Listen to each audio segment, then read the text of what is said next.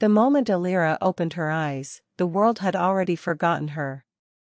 A silver fog curled around her bare feet. The ground beneath shimmered like moonlight on glass. Shadows whispered secrets she couldn't understand. She wasn't sure if she was dreaming, dead, or both. But something inside her screamed, "This is real." A voice echoed in the mist. "You shouldn't be here, unless your soul is lost." Elira turned, heart pounding. Who said that? A figure emerged, eyes glowing like stars, cloaked in feathers and flame. A man. Not quite human. Not quite spirit. "I'm Kael," he said softly, "and you've crossed into the Dreamlands." The Dreamlands were not made of clouds and magic. They were memories. Shattered fragments of people who once dreamed too deeply or died too suddenly. Their souls wandered this place, forever trapped between life and eternity. Elira remembered falling asleep with tears on her cheeks. Her mother's voice had faded. Her memories, blurry, broken. Now, this strange world wrapped around her like a memory she never lived. Kael walked beside her, quiet, watching. "Every soul here is lost," he said, "except me. I chose to stay." "Why?" Elira asked. "I was searching for someone." Her chest tightened. The way he said it, like he still hadn't found them, felt like heartbreak carved into silence. Days passed, or maybe minutes. Time didn't exist here.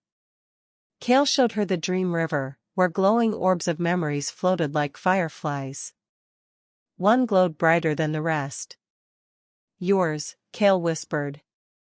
Inside it, she saw herself, laughing under sunlight, a boy beside her. His face was a blur, but her heart knew. "He loved me," she said, voice cracking. "And you lost him," Kael said. Elira sank to her knees. "How do I remember his name?" Kael placed a hand over her heart. "You don't. But your soul does." Together, they crossed the bridge of whispers, built from forgotten lullabies and broken promises. As they walked, the air thickened with voices. "Don't forget me," one whispered. "You promised you'd come back," said another. Elira trembled. Kael stopped. "If you listen too long, they pull you under. That's how dreamers become shadows." "What about you?" she asked. "Why haven't you turned into one?" His silence lasted too long. "I made a choice," he finally said. "To never forget her." That night, as the stars wept golden tears, Kael lit a fire using the memory of her first kiss. Not his. Hers. Elira stared into the flames.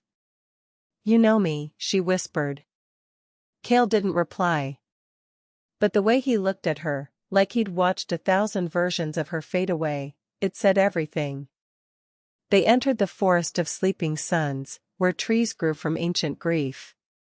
There, they found dreamwalkers, souls who'd built cities of illusion to escape their pain. Among them was Ligia, a beautiful woman with eyes like Kael's. "Kael," she smiled, stepping forward. "You came back." Elira's heart froze. Ligia took Kael's hand. "You promised we'd escape together." Elira turned away, hollow. But Kael pulled his hand back. "I'm not the man I was," he said. "I stayed too long." Ligia's smile broke. "So, she replaced me?" "No," Kael said softly. "She reminded me of who I used to be." Later, by the dream fire, Kael found Elira. "She loved you," Elira said. "I loved her once," Kael replied. "But time, it changed us." And now, he paused, gaze locking with hers. "Now, I feel something I never thought I would again." Their fingers brushed. The spark wasn't sudden. It was quiet. Real. The kind of slow-burning connection that survives even after memories die. The peace shattered when the skies cracked open. A shriek tore through the world. Shadows crawled from beneath the ground, twisted creatures called Nightborn, born from despair. At their center was the Dream Eater, an ancient being who fed on souls that lingered too long. "It's hunting you," Kael said, pulling Elira close.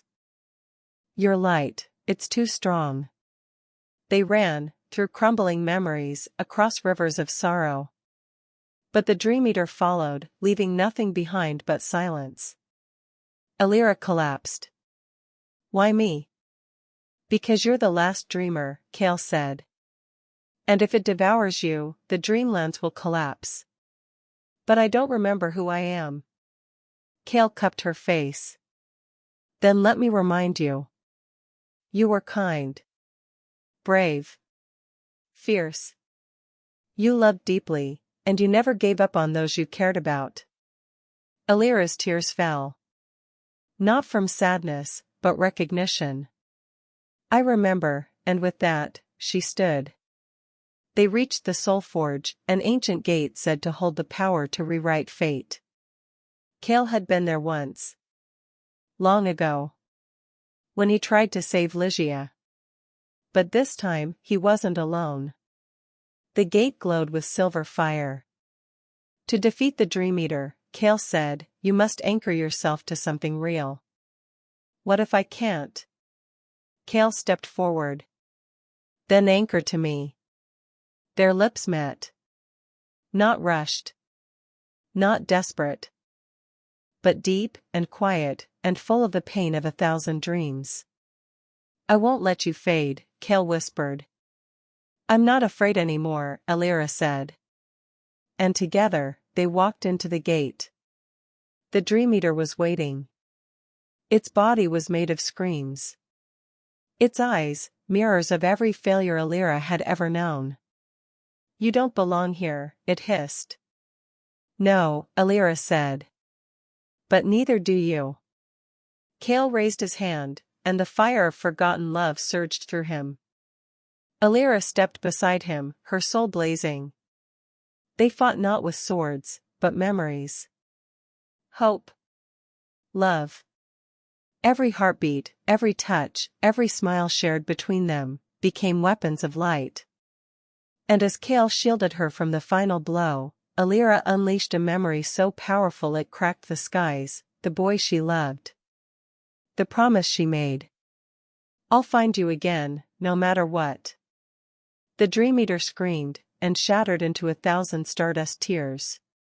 The Dreamlands began to crumble. Kael held her close. "You've done it. You're free now." "What about you?" He smiled. "I was only ever real, because of you." "No." Elira cried. "You brought me back, don't fade now." Kael kissed her one last time. "I've been dreaming of this moment, just to see you wake up." And then, he was gone. Elira awoke in a hospital bed. Her mother beside her.